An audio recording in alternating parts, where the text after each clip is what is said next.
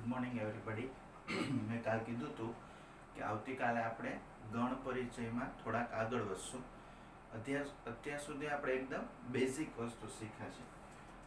આજે આપણે શીખશું યોગગણ, છેદગણ અને પૂરક ગણ.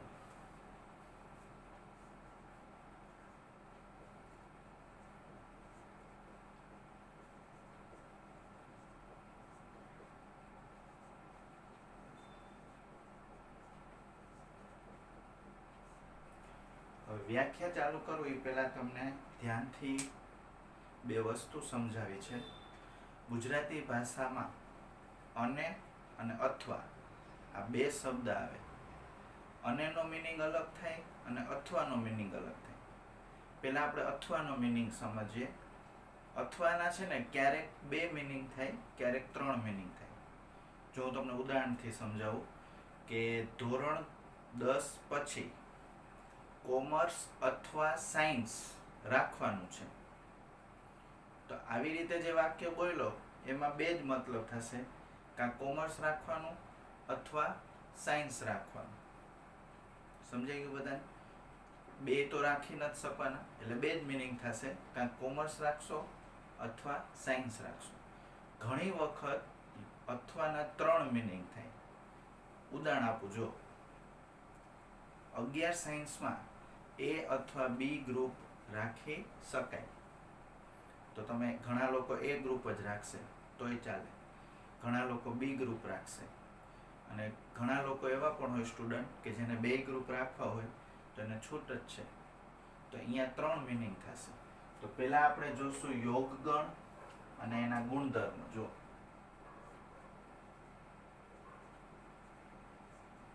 યોગગણ અને તેના ગુણધર્મો.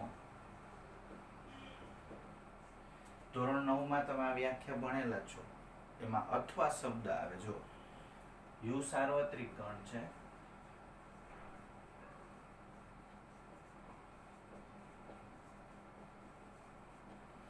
A અને B અરિક્ત ગણો છે, અને હવે યાદ રાખજો A અને B છે યુ ના ઉપગણ તો હશે. લખો તો વાંધો નહીં, નહીં લખો તો ચાલશે. તો ગણ A માં હોય અથવા ગણ B માં હોય તેવા તમામ સભ્યોથી બનતા ગણને A અને B નો યોગગણ કહે છે. અથવા શબ્દ છે, ધ્યાન રાખજો. યોગગણની વ્યાખ્યામાં અથવા શબ્દ આવશે. યોગગણ મેળવવાની ક્રિયાને યોગગણ મેળવવાની ક્રિયાને યોગ ક્રિયા કહે છે. શું કહેવાય? યોગ ક્રિયા. એનો સંકેત છે, બધાને ખબર છે, યુ ટાઈપ આવે. સંકેત છે A યોગ B. જો A યોગ B ને ગણ સ્વરૂપે લખાવું, A યોગ B નું ગણ સ્વરૂપ. A યોગ B એટલે શું? x જ્યાં x belongs to A અથવા x belongs to B. એમાં વચ્ચે અથવા આવશે. અથવાના ત્રણ અર્થ થાય, ક્યારેક બે અર્થ થાય. ત્રણ અર્થ ક્યારે થાય? જો હું તમને એક ઉદાહરણ પહેલા સમજાવું. A બરાબર 1 2 3 અને B બરાબર 2 3 4. હવે જો આવી રીતે ગણ આપે ને ત્યારે આના ત્રણ મતલબ થશે. x belongs to A એટલે A માં હોય એવા સભ્ય, x belongs to B, B માં હોય એવા સભ્ય અને બેયમાં હોય એવા સભ્ય. અથવાના 3 અર્થ. જેમ તમે એ ગ્રુપ, બી ગ્રુપ અને બે ગ્રુપ રાખી શકો એવી જ રીતે. તો જો પેલા એ યોગ બી, પેલા ગણ એમાં આવતા હોય બધા સભ્યો લખી નાખો 1 2 3. હવે ગણ બી ના સભ્યો લખી નાખો, જે આવી ગયા હોય એ નહીં લખવાના. એટલે કયો બાકી રહેશે? ખાલી 4. જો અહીંયા 3 અર્થ થાય. જો આ ખાલી ગણ એ છે, ખાલી એમાં છે, આ ગણ બી માં છે અને આ બે માં છે. એટલે આ ગ્રુપ એ રાખ્યું કહેવાય, આ ગ્રુપ બી રાખ્યું કહેવાય અને આને કહેવાય બે ગ્રુપ રાખ્યા કહેવાય. બંને. જો એક હું સરસ દર વખતે એક ઉદાહરણ આપું છું.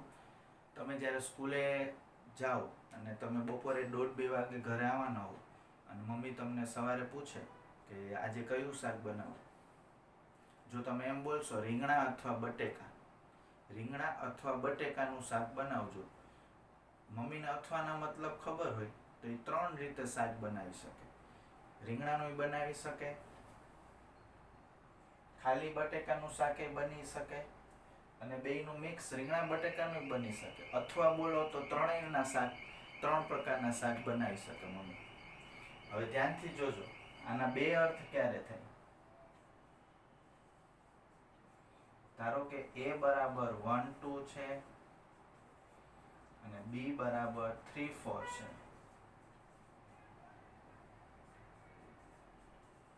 આ સંજોગોમાં 2 જ મતલબ થશે. આમાં બેયમાં તો કઈ છે નહીં, એટલે ખાલી ગ્રુપ એ છે, ખાલી ગ્રુપ બી. આમાં બેયમાં મિક્સ કઈ નથી. પેલા એ માં હોય લખી લ્યો. હવે કોઈ રિપીટ તો છે નહીં એટલે બી ના સભ્યો લખી લ્યો. તો યોગગણનો અર્થ તમને સમજાઈ ગયો. યોગગણ એટલે એ માં હોય અથવા બી માં હોય. અથવાના મતલબ ધ્યાન રાખજો, 3 મતલબ થાય.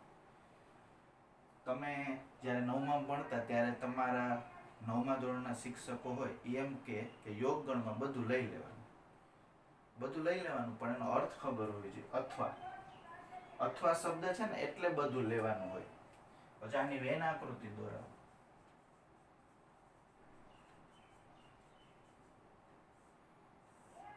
આ યુ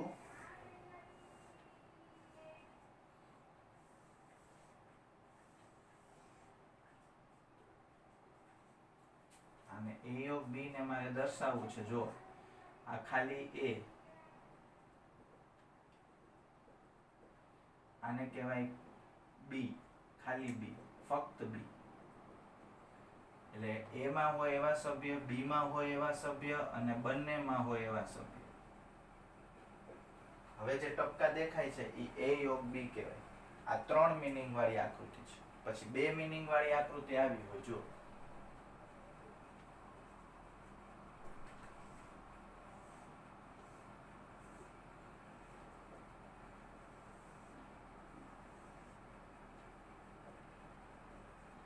એમાં એ અને બી અલગ અલગ હશે, બેયમાં કઈ કોમન નહીં હોય. તો પેલા એ લેવાનું, પછી બી લેવાનું, આને કહેવાય એ યોગ બી. સમજાઈ ગયું બધાને? જો બેયમાં સરખું હોય ને, કઈ કોમન સભ્ય આવતા હોય તો આવી આકૃતિ થાય, અને બેયમાં કઈ કોમન ના આવતું હોય તો આવી આકૃતિ થાય. બરાબર? તો યોગગણની વ્યાખ્યામાં મેઇન શબ્દ કયો છે? અથવા. અથવાના ક્યારેક 2 મતલબ થાય, ક્યારેક 3 મતલબ થાય. 1 2 ને 3, આમાં 2 મતલબ.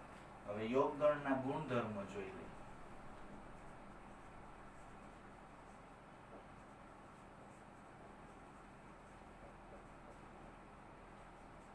પેલો ગુણધર્મ,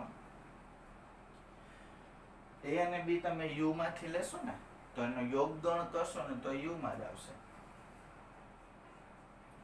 એ બી ઉપગણ યુ હોય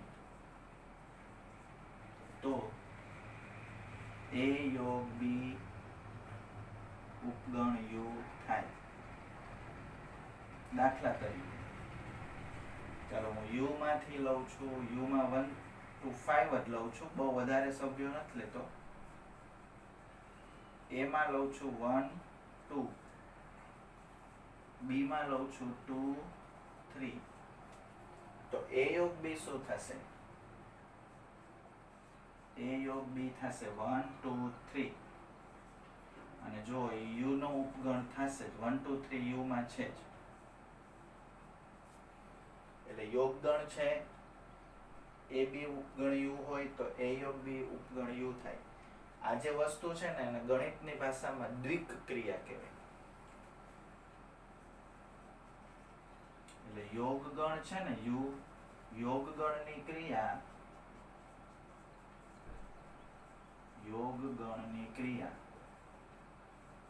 u પરની દ્વિક ક્રિયા છે.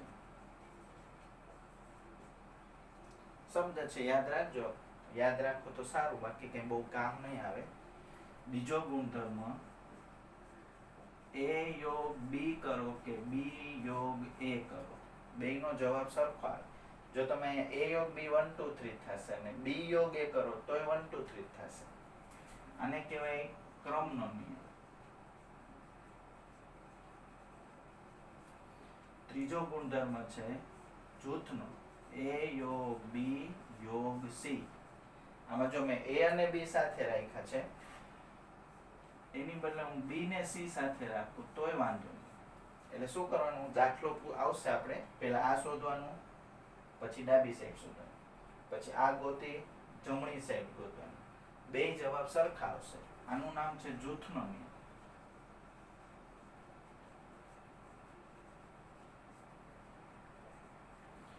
પછી ખાલી ગણ સાથે યોગ ગણ કરો તો એ પોતે જ થાય. ખાલી ગણ સાથે યોગ ગણ લેવામાં આવે તો ખાલી ગણમાં તો કઈ હોય નહીં, એટલે એ જ એના બધા સભ્યો લેવાના થાય.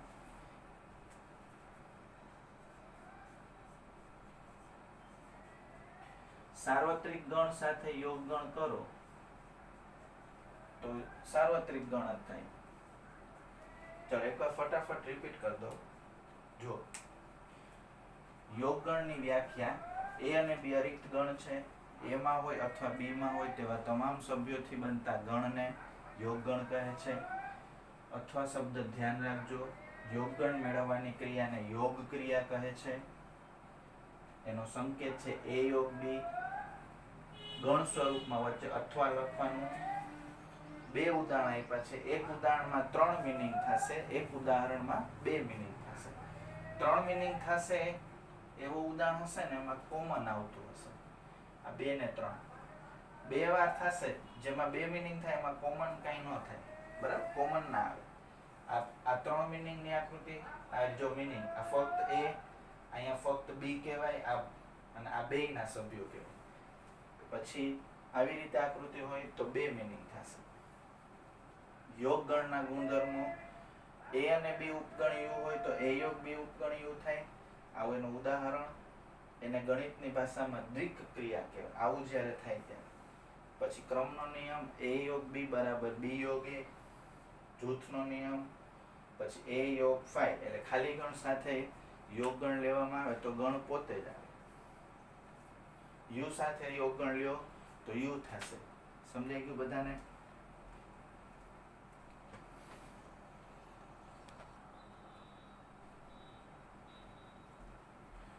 ચલો યોગગણના 5 ગુણધર્મો આપણે જોયા.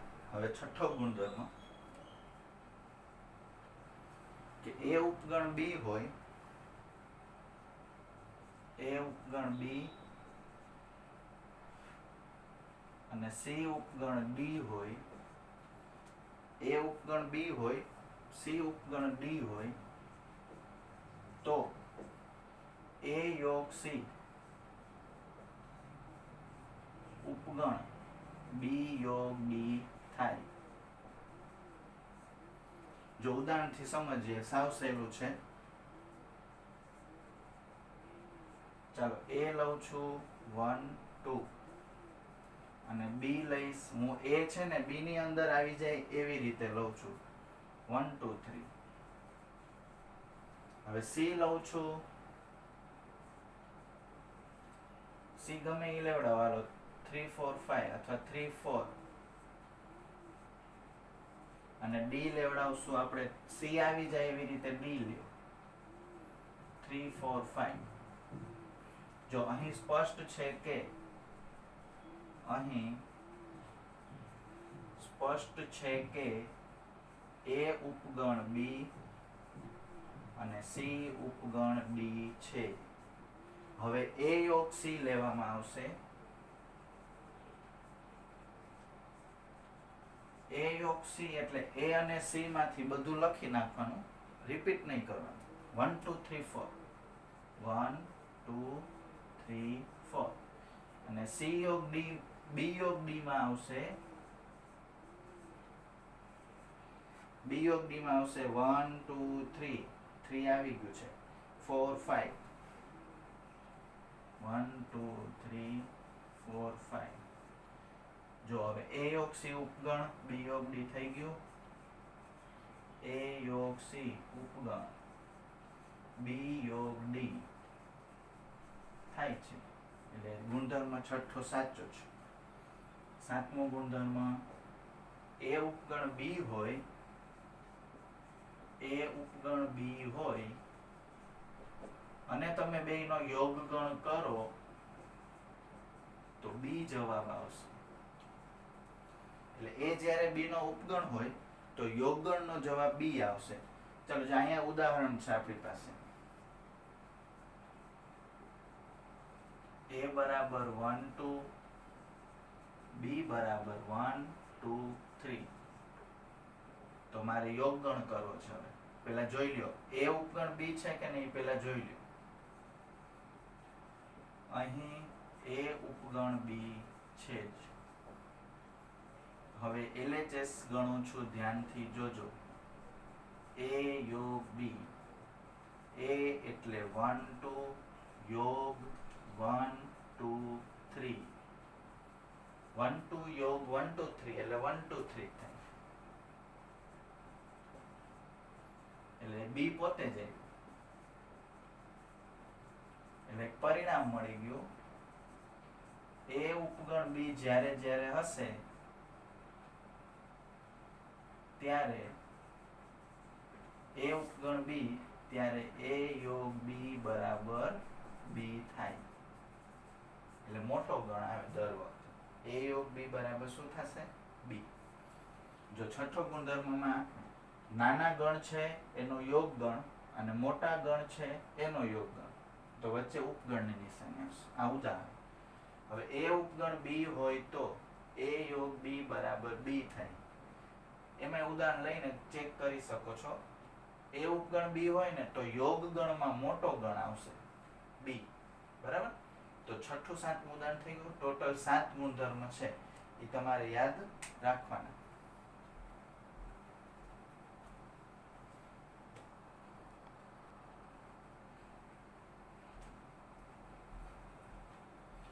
ચલો હવે છેદગણ વિશે ભણશું.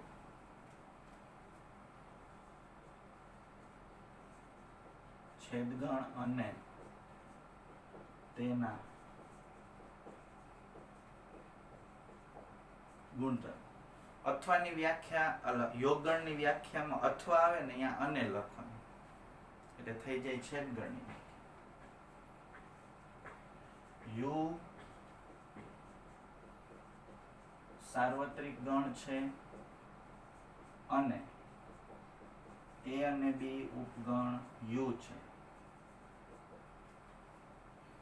હવે જો હું શું મેં હમણાં તમને કીધું, અથવાની જગ્યાએ અને, તો ગણ એમાં હોય અને ગણ બી માં હોય તેવા તમામ સભ્યોથી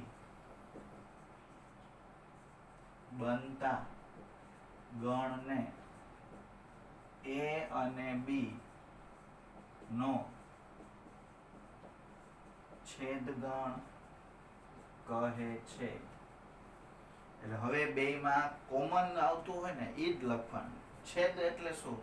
છેદ બિંદુ એટલે શું? બે રેખા છેદે એને છેદ બિંદુ કહે. તો બે ગણ જ્યાં છેદતા હોય એટલે બે ગણમાં જે કોમન આવતું હોય એ લખવાનું. છેદગણ મેળવવાની ક્રિયાને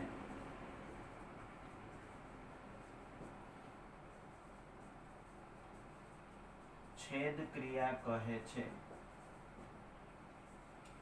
સંકેત છે એ અને ઊંધો યુ, એ છેદ બી. એ છેદ બી નું ગણ સ્વરૂપ વચ્ચે અથવા લખ્યું હતું ને ત્યાં અને આવશે. અને નો એક જ મીનિંગ થશે. અને એટલે તમને હું એમ કહું રીંગણા અને બટેકાનું શાક, તો બેયનું મિક્સ શાક જ મમ્મી બનાવશે. અથવા બોલશો તો 3 જુદા જુદા શાક બનાવી શકે. જો વેન આકૃતિથી સમજાવું.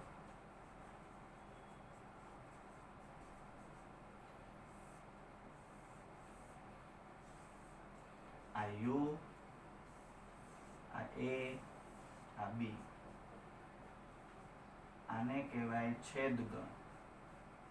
બેયમાં સમાન, બેયમાં આવતા હોય તેવા સભ્યોનો ગણ. દાખલા તરીકે a બરાબર 1 2 3 4, b બરાબર 3 4 5 6. તો છેદગણ એટલે બેયમાં જે સરખા સભ્યો હોય એ લખવાનું. તો a છેદ b બરાબર 3 4. બરાબર. તો એની વેન આકૃતિ દોરવી હોય આની,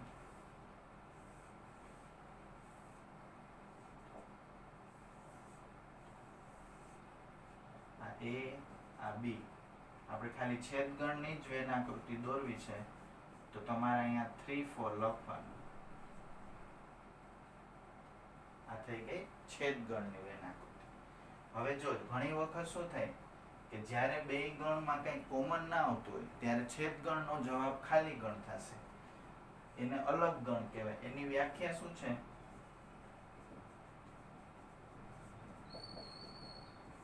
અલગ ગણ એટલે બે સર્કલ જુદા જુદા હોય.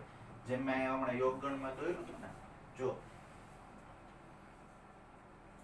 યુ સાર્વત્રિક ગણ છે,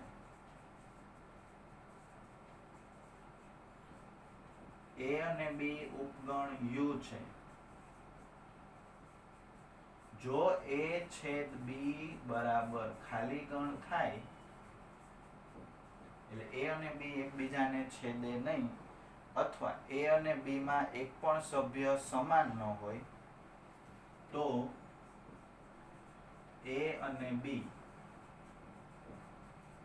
અલગ ગણો છે તેમ કહેવાય. જેની વેન આકૃતિ સમજાવું. આ યુ, બે સર્કલ થોડાક દૂર દોરવાના છે. આનો મતલબ થશે છેદગણ ખાલી ગણ. a છેદ b બરાબર 5. આમાં a છેદ b માં 3 4 આવશે. આમાં છેદગણનો જવાબ ખાલી ગણ આવશે. તો ફરીથી એકવાર રિપીટ કરી દઉં છું. યોગગણની વ્યાખ્યામાં જ્યાં અથવા લખેલું હતું ને અહીંયા અને આવશે. બાકી બધું સરખું. અને નો એક જ મતલબ થાય બેયમાં સરખા સભ્યો હોય ને એ લખવાના. એટલે આ વચ્ચેનો ભાગ. જેમ કે આમાં 3 4 છે તો વચ્ચેના ભાગમાં 3 4 આવશે. આ અલગ ગણો. અલગ ગણની વ્યાખ્યામાં a અને b પરસ્પર અલગ અલગ હશે, જુદા જુદા, એકબીજાને છેદશે નહીં. હવે ગુણધર્મો.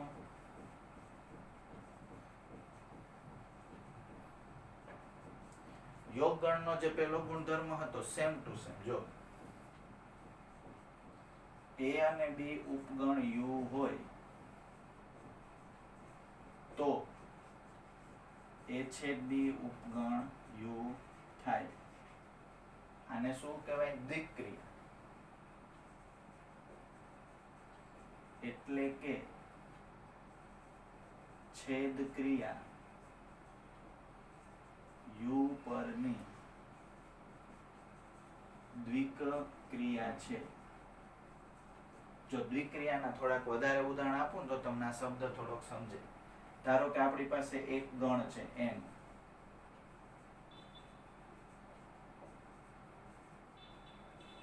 હવે ગણ n માંથી તમે કોઈ પણ બે સભ્ય લઈને સરવાળો કરો ધારો કે 1 ને 2 તો 3 અંદર આપેલા જ છે, 4 ને 2 6, 3 ને 4 7, 5 ને 4 9 આગળ આવશે જ, 5 ને 6 11 આગળ આવશે. આવું થાય ને જ્યારે કે તમારે સરવાળાનો જવાબ ગણની અંદર આવી જ રાખે તો એને દ્વિક ક્રિયા કહેવાય. બાદબાકીમાં એવું ન થાય. જો 2 માંથી 5 જાય તો -3 -3 આમાં ન આવે. આ બધું આપણે 12માં થોડુંક ડિટેલમાં આવશે. જો આનું ઉદાહરણ આપી દઉં. ધારો કે u લઉં છું 1 2 3 4, a લઉં છું 1 2, b લઉં છું 2 3. ચાલો a અને b આના ઉપગણ છે જ. હવે a છેદ b માં શું આવશે? જો a છેદ b માં આવશે 2. 2 માં સરખું હોય લખવાનું તો એ ઉપગણ u થાય જ.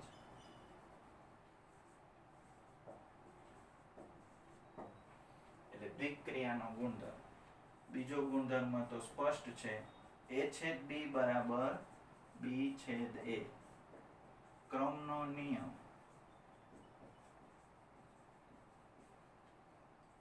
ત્રીજો, આમાં તમે જો a છેદ b બોલો તોય 2 આવશે અને b છેદ a બોલો તોય 2 જ આવશે. પછી a અને b સાથે રાખો કે b ને c સાથે રાખો, છેદગણનો જવાબ સરખો જ આવે. આને કહેવાય જૂથનો નિયમ.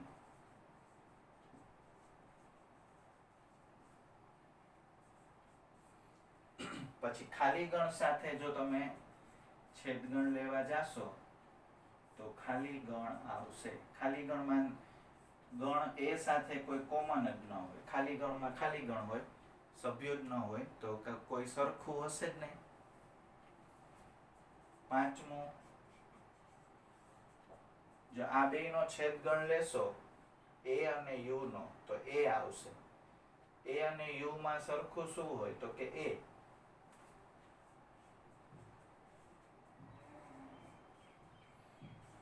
પછી છઠ્ઠો જે ગુણધર્મ હતો યોગગણનો, સેમ ટુ સેમ. a ઉપગણ b અને c ઉપગણ d હોય તો a છેદ c ઉપગણ b છેદ d થાય. તમારી રીતે ઉદાહરણમાં ચેક કરી લેજો. હવે એ બધું તમને આવડશે. પછી જે સાતમો ગુણધર્મ હતો આવો, a ઉપગણ b હોય તો a યોગ b બરાબર b થાય. એમાં હવે છેદગણમાં a થાય. a ઉપગણ b હોય તો a છેદ b બરાબર a થાય. જો આનું ઉદાહરણ તમે કહેતા હોવ તો સમજાવી દઉં. જગ્યા છે આપણી પાસે અત્યારે. a લઉં છું 1 2 3 અને b એવી રીતે લેવાનો કે a ઉપગણ b થાય તો જ આની સાતમો ગુણધર્મ લાગુ પડે. ધારો કે 1 2 3 4 લઉં છું. હવે a ઉપગણ b સ્પષ્ટ છે. હવે LHS થી ચાલુ કરો છો. a છેદ b, a છેદ b માં તમે જોશો તો 1 2 3 આવશે અને 1 2 3 તો ખરેખર a છે. એટલે તમારે ધ્યાન રાખવાનું, a ઉપગણ b હોય ને તો યોગ ગણ કરો ને તો મોટો જવાબ આવે, છેદ ગણ રહ્યો તો નાનો જવાબ આવે. હાલો એકવાર ફટાફટ ગુણધર્મો રિપીટ કરી લઈ. તમે ગમે એટલા u માંથી ઉપગણ લેશો ને એનો છેદગણ u ની અંદર જ આવશે. એને ગણની ભાષામાં દ્વિક ક્રિયા કહેવાય, બીજગણિતની ભાષામાં. ક્રમના નિયમનું પાલન થશે, જૂથના નિયમનું પાલન થશે. ખાલી ગણ સાથે છેદગણ લેશો તો ખાલી ગણ આવશે. સાર્વત્રિક ગણ સાથે તમે છેદગણ લ્યો, જો આ u અને આ બેયનો છેદગણ લેશો આ જ થશે. આ બેયનો છેદગણ લેશો તો b જ થશે. ટૂંકમાં u સાથે ગમે એ ગણ લીધો હોય ને એનો છેદગણ એ ગણ પોતે જ થાય. આ એ સામાન્ય ગુણધર્મ છે, સાદો સમજાઈ જાય એવો. a ઉપગણ b હોય તો a છેદ b બરાબર a થાય. આ એનું ઉદાહરણ સમજાઈ જાય એવું છે. તો છેદગણની વાત પૂરી થઈ ગઈ. હવે આપણે ચાલુ કરશી પૂરક ગણ.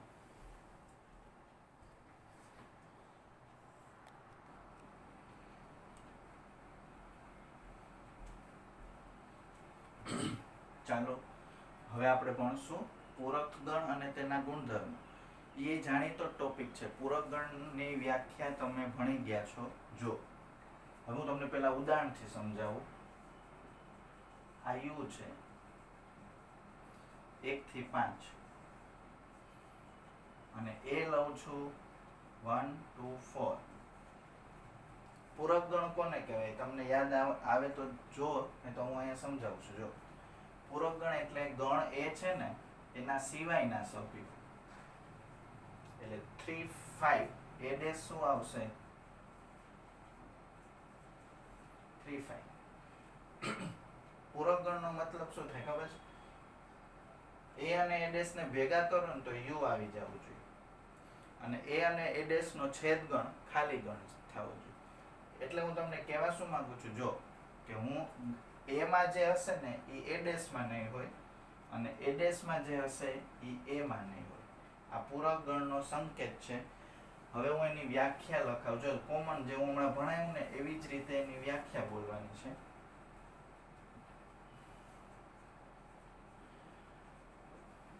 યુ સાર્વત્રિક ગણ છે અને એ ઉપગણ યુ છે, તો જોજો ધ્યાનથી, યુ માં હોય પરંતુ એ માં ન હોય, તો યુ માં હોય પરંતુ એ માં ન હોય તેવા સભ્યોથી બનતા ગણને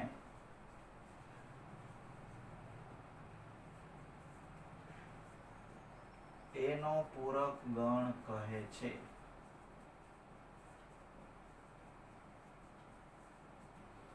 પૂરક ગણની વ્યાખ્યા ઘણા લોકો એમ બોલે, એ સિવાયના સભ્યોનો ગણ. યુના એ સિવાયના સભ્યોનો. ટેક્સ્ટ બુકમાં આ રીતે લખ્યું હોય થોડુંક વ્યવસ્થિત. એનો સંકેત છે એ ઉપર ડેશ. ચાલો ગણ સ્વરૂપ. ચાલો એ ડેશ નો મતલબ ધ્યાનથી જોજો. x જ્યાં x belongs to u અને x does not belongs to a, એમાં ન આવવા જોઈએ. ટૂંકમાં જે સભ્ય એમાં આવતો હશે એ એ ડેશમાં નહીં આવતો હોય, અને જે સભ્ય એ ડેશમાં આવતો હશે એ એમાં નહીં આવતો હોય. જો એની વેન આકૃતિ સમજાવી દઉં.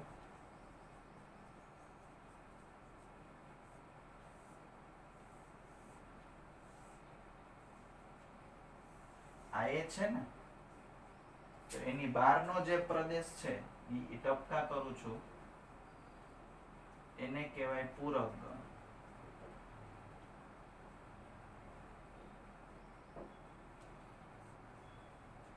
પૂરક બહારનો સભ્ય એટલે બહારના સભ્યોનો ગણ, એની સિવાયના સભ્યો.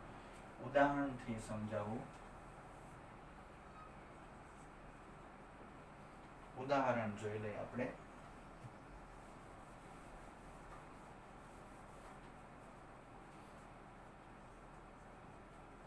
યુ માં લખ્યું છે 1 થી 6.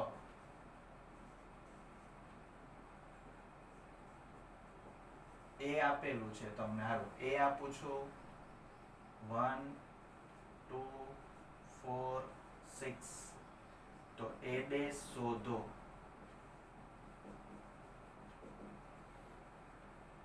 હાલો, એ ડેશ એટલે 1 2 4 6 એનો પૂરક ગણ. એટલે હવે પૂરક ગણ શોધવા માટે 1 2 4 6 1 2 4 6 દૂર કરી દો, એટલે જે ઘટક વધે એ લેવાના છે આપણે. 4 5 સોરી 1 3 5. હવે પૂરક ગણના ગુણધર્મ. પૂરક ગણના ગુણધર્મો. પહેલો ગુણધર્મ છે જે સ્વયં સ્પષ્ટ છે, એ ઉપગણ યુ હોય તો એ ડેશ ઉપગણ યુ થાય ને થાય જ. એ ઉપગણ યુ હોય તો એ ડેશ ઉપગણ યુ થાય જ. જો આપણે આગલી વ્યાખ્યા ભણ્યા યોગ ગણ છેદ ગણ, એમાં બે ગણ હતા ને એટલે દ્વિક ક્રિયા બોલતા હતા. આમાં એક જ ગણ છે એટલે એકીય ક્રિયા બોલવાની. એટલે કે પૂરક ક્રિયા યુ પરની એકીય ક્રિયા છે. એક જ ગણ છે એટલે એકીય ક્રિયા, બે ગણ હોય તો દ્વિક ક્રિયા. હવે જો હું તમને કહું, આમાં જે સભ્ય છે એ આમાં નથી, એટલે જો x belongs to a હોય તો x છે એ a ડેશ માં ન આવે, અને જે સભ્ય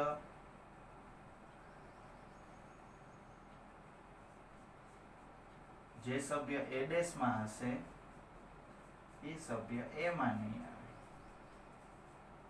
ધારો કે આમાં 1 2 4 6 છે એ આમાં નથી, 3 5 આમાં છે એ આમાં નથી, બરાબર. ત્રીજું, a અને a ડેશ નો છેદગણ લેશો, જો આ બે નો છેદગણ લ્યો ખાલી ગણ થશે, અને બે નો યોગગણ લેશો તો u થશે. a છેદ a ડેશ ખાલી ગણ થાય હંમેશા. a અને a ડેશ હંમેશા u થશે, એટલે છેદગણ હંમેશા ખાલી ગણ થાય, યોગગણ હંમેશા u થાય. પાંચમું, ખાલી ગણનો પૂરક ગણ u થાય. ખાલી ગણનો પૂરક ગણ શું થાય? u. u નો પૂરક ગણ શું થાય? ખાલી ગણ. એટલે ખાલી ગણ અને u એકબીજાના પૂરક ગણો છે. પછી પૂરક ગણનો પૂરક ગણ લેશો તો ગણ પાછો એ આવી જાય. જો 1 2 4 6 નો પૂરક ગણ 3 5, 3 5 ને કાઢ નાખો તો 1 2 4 6, એટલે તમે પૂરક ગણ બે વાર લ્યો તો ગણ પોતે હાજર થઈ જાય. હવે તમે દ મોર્ગનના નિયમ એ નામ સાંભળેલા છે, ઈ પૂરક ગણના જ નિયમ છે. દ મોર્ગનના નિયમો. પેલો છે a છેદ b નો ડેશ એટલે a ડેશ યોગ b ડેશ. છેદગણનું યોગગણ થઈ જાય અને પૂરક ગણ બે ઉપર આવી જાય. અને ગુજરાતીમાં આમ લખાય, એટલે કે છેદગણનો પૂરક ગણ એટલે છેદગણનો પૂરક ગણ એટલે પૂરક ગણોનો યોગ ગણ.